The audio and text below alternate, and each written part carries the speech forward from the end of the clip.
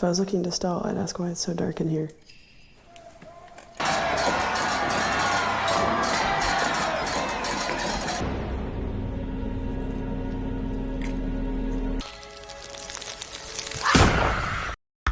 Halo Sucer, kali ini gue akan membahas sebuah film bergenre horror action yang agak sedikit dipenuhi dengan darah. Karena film dengan judul Passion of a Saint mengisahkan para napi yang menjadi objek eksperimen oleh para dokter, dan kegagalan dari eksperimen membuat beberapa orang menjadi zombie. Namun, apakah ada yang selamat? Tanpa berlama-lama lagi, yuk masuk ke dalam alur ceritanya. Sebelum nonton, alangkah baiknya kalian gunakan headset agar alur ceritanya lebih berasa. And boom!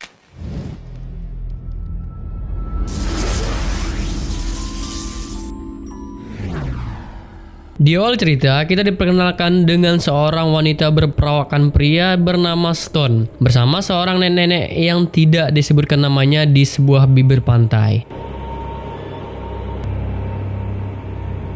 Scene berpindah ke sebuah penjara. Stone dibawa oleh seorang pria misterius yang ternyata pria ini adalah suami dari nenek-nenek yang berada pada bibir pantai sebelumnya. Dan semua kejadian yang pada awal film adalah memori dari Stone. Di ruangan interogasi, kita diperkenalkan dengan seorang pria bernama Dr. Brooke. Sekedar informasi, Stone ini adalah mantan anggota militer pasukan khusus yang dituduh telah membunuh nenek-nenek yang berada pada bibir pantai pada awal film. Dan ini adalah penjara untuk orang-orang yang sangat berbahaya, dan semua tahanan yang masuk ke dalam penjara ini akan dihukum mati. Penjara ini bernama Santa Leonard Island yang berlokasi pada sebuah pulau terpencil di kutub utara. For the late State Senator Allen.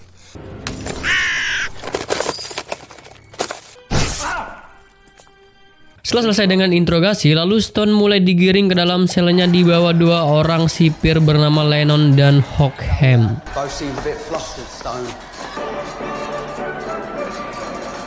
Not again. Setelah sampai, ternyata Stone dimasukkan ke dalam sel tahanan yang di dalamnya seorang wanita yang agak tidak waras bernama Conway. Tidak lama setelah Stone masuk, Conway langsung menyerang Stone menggunakan senjata. Where's the air in this place? Hard fucking cool. 2, I've got something against anyone who invades my space. Dead girls don't need lawyers.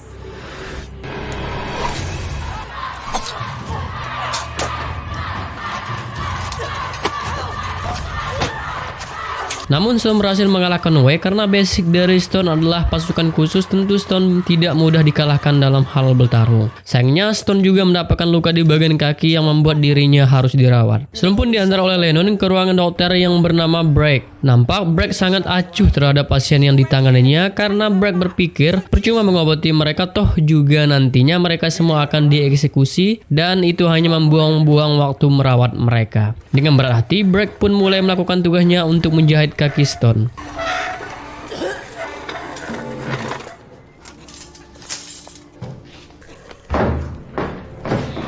Tiba-tiba datanglah pasien baru yang masuk ke ruangan tersebut dengan keadaan yang tidak begitu baik. Lalu Bragg mengambil sampel darah yang membuat tubuh pasien tersebut kejang-kejang dan keadaannya semakin memburuk. Tidak lama setelah itu, Conway kembali menyusul ke dalam ruangan tersebut untuk dirawat. Pastor pun datang untuk mendoakan pasien yang baru saja sekarat karena kemungkinan nyawanya memang sudah tidak tertolong lagi. Melihat Stone jahitan tidak diselesaikan oleh Dr. Bragg, akhirnya Brooke yang melanjutkan jahitan tersebut. Saat sisi ruangan mulai sepi, tiba-tiba pasien yang dipastikan meninggal bangkit dan berbicara kepada Stone. Tidak lama ia kembali jatuh. I cured cancer today. Oh, he was already dead.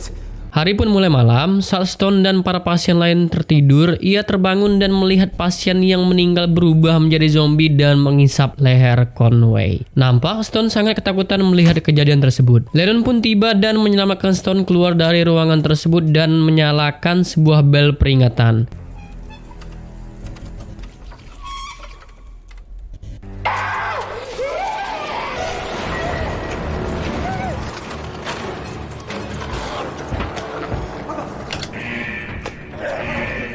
Namun zombie tersebut berhasil memberikan percikan darah ke muka Lennon sebelum akhirnya ditembak oleh Stone. Di sisi lain, seluruh pasien yang berada pada ruangan break mulai menjadi zombie.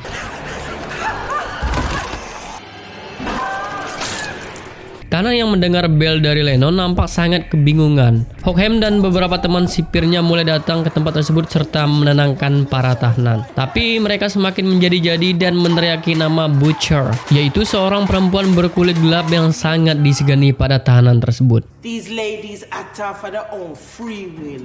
Starting with you. Tidak lama setelah itu, satu petugas sipir berubah menjadi zombie karena ia telah terinfeksi sebelumnya. Tempat yang gelap memudahkan para zombie dapat menculik petugas satu persatu dan menyerang para tahanan yang membuat kekacauan semakin parah. Shoot to kill, right?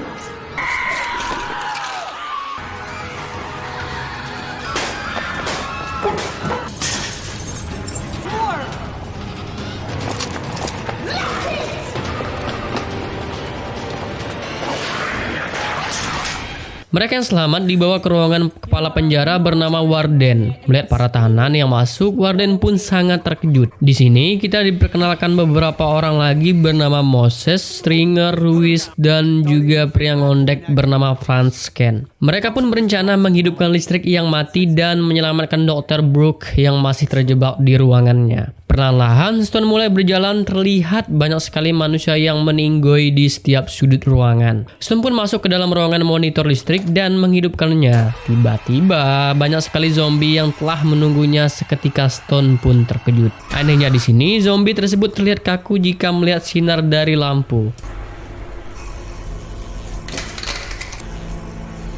Setelah selesai melakukan tugasnya, Stone menjemput Brooke dan mereka berdua mulai untuk keluar dari tempat tersebut. Di tengah perjalanan, mereka bertemu zombie yang membuat Brooke sangat ketakutan. Sekedar informasi, Brooke sangat ketergantungan dengan obat penenang, sehingga saat ia merasa ketakutan, ia harus segera meminum obat tersebut. Setelah sampai di ruangan, Brooke memberikan obat penenangnya kepada Moses agar Moses tidak meronta-ronta. Karena diketahui Moses ini adalah seorang pencandu narkoboy. Mereka pun berunding untuk menyelamatkan orang-orang yang masih berada di luar penjara. Dengan kata lain, penduduk di sekitar, karena penjara ini adalah sebuah pulau kecil, jadi penduduk sekitar pun tidak terlalu banyak. Diketahui jika pasien yang terinfeksi zombie pada awal tadi sempat kabur keluar dan bisa jadi menularkan kepada masyarakat sekitarnya. Tidak lama setelah itu, Lennon nampak mulai berubah menjadi zombie karena ia sempat terkena percikan darah yang membuat dirinya juga terinfeksi. Melihat hal tersebut membuat Stone sangat sedih karena Lennon salah satu orang yang berjasa menyelamatkannya. Ia pun meminta bantuan kepada Brooke agar dia dapat menyembuhkan Lennon.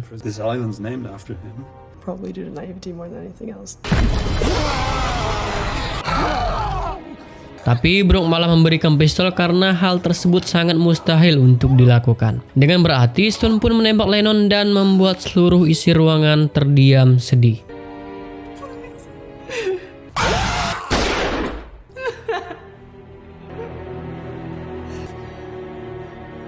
Pagi pun tiba, mereka mulai keluar penjara dengan tujuan membukakan gerbang untuk menyelamatkan para warga sekitar. I need the generators for the electric chairs. You really have your priorities right.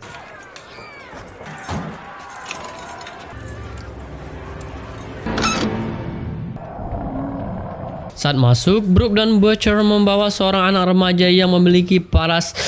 Aduhai cantiknya. Remaja tersebut bernama Cholie ya, bukan Kalau salah penyebutan nanti kalian ngamuk sama gue di kolom komentar pula. Terlihat jika Cholie memiliki tatapan kosong karena dia sangat shock atas berbagai kejadian yang ia alami di luar penjara. Warden menanyakan kepada Cholie tentang saudaranya yang masih berada di luar penjara. Namun Cholie tidak mengetahuinya.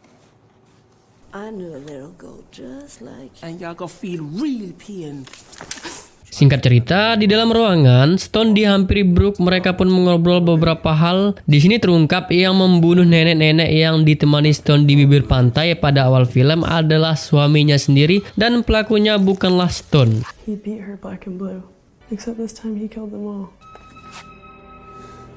Whatever happens, Di sisi lain, Hawkham dan juga Stringer mulai merencanakan sesuatu yang buruk di mana mereka ingin keluar dari tempat tersebut untuk mencari bantuan dan para teman-temannya akan dijadikan umpan untuk para zombie. Namun, pembicaraan mereka berdua telah diketahui oleh Butcher. Sam berpindah ke sebuah ruangan, nampak Warden sangat kebingungan mencari saudaranya yang tak kunjung ada berita. Ia pun dihampiri oleh Stone, terlihat jika Warden ingin bunuh diri namun aksinya tersebut digagalkan oleh Stone. Stone menanyakan bagaimana cara keluar dari tempat tersebut. Warden mengatakan jika ingin keluar, jalan satu-satunya harus menggunakan helikopter. If we can make one phone call and get everyone on the roof, they'll see us, right? We need to get the electricity back up and running first. Tiba-tiba datanglah saudaranya Warden yang bernama Elizabeth anjir. Namun dia telah berubah menjadi seorang zombie tua. Stone yang melihat hal tersebut ingin menembak Elizabeth, namun Warden menggagalkannya. Dan jika Stone menembak Elizabeth, maka Warden tidak akan mengeluarkan mereka dari tempat tersebut karena seluruh sistem di penjara tersebut bisa aktif jika menggunakan suara Warden, termasuk akses untuk pertolongan.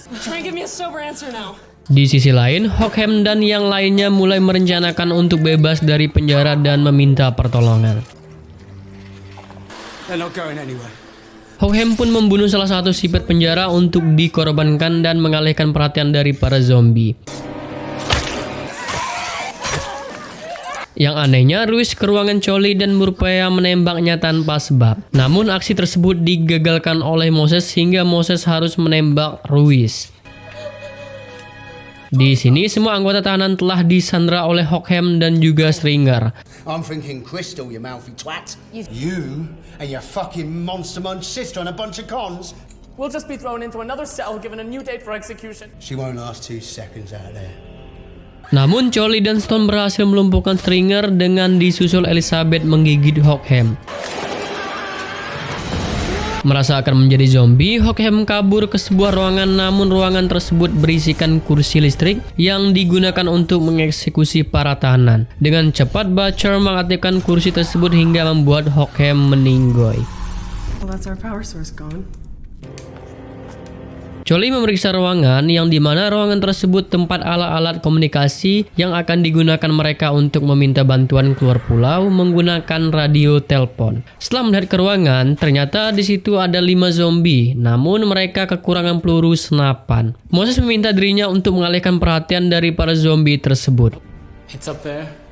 Expendable now.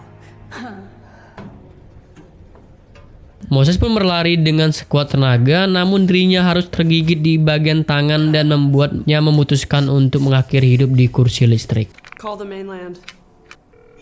Telepon pun tersambung keluar pulau. Warden mulai berbicara, namun ia malah meminta untuk memusnahkan seluruh pulau tersebut, bukan menyelamatkan mereka. Mendengar hal tersebut, Elizabeth yang seorang zombie langsung menggigit Warden. Dengan cepat, Butcher membunuh Elizabeth dan Warden ditembak oleh Brooke.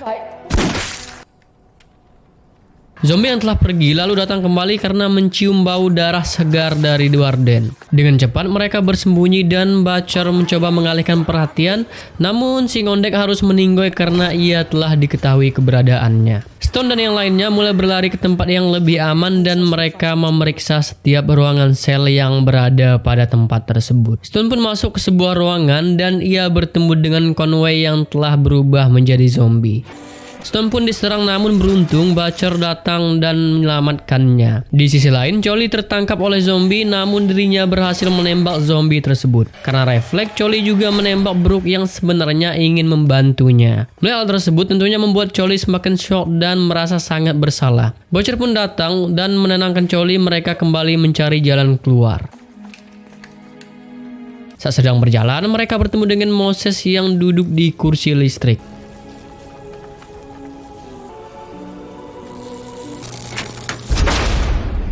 Stone pun membuka pintu terakhir untuk mereka keluar. Namun yang terjadi di sini, Charlie malah berubah menjadi zombie karena sebelumnya Charlie telah terinfeksi virus dan Butcher digigit oleh Moses yang telah menjadi zombie. Sehingga Butcher memutuskan untuk menyentrumkan dirinya bersama dengan Charlie pada kursi listrik dan menyuruh Stone untuk keluar meminta pertolongan.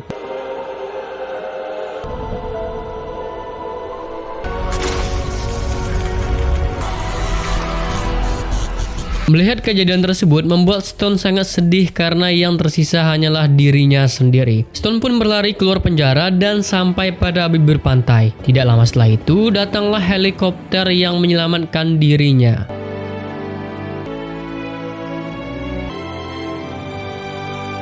Dan film ini ditutup dengan Stone juga menjadi zombie dalam helikopter.